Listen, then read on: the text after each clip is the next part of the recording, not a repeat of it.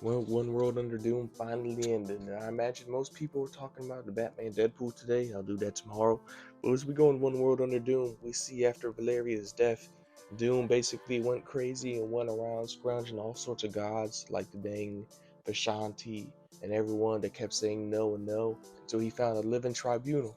And the living tribunal agreed to bring Valeria back. So, that's simple, but obviously it had a cost.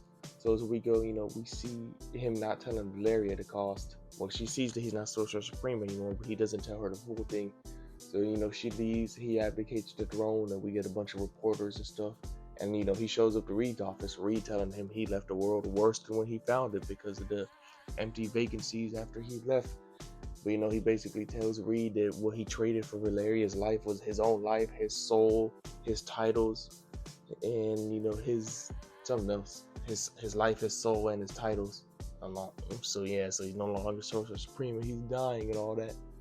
So as they go back and forth with their philosophy, after he asks Reed to do something, and he dies and fades away, and then we see his mask as Reed picks it up, and it says that he made Reed the executor and trustee of his will, and then at the bottom it says that he discards all his former wills, and that the person that will gain all his rulership of his nations and all this is the first person too, and then it looks like it cuts off at the end, so we can't actually see in panel, or at least I couldn't see what the prerequisite is. But yeah, so Reed just got left with that responsibility randomly.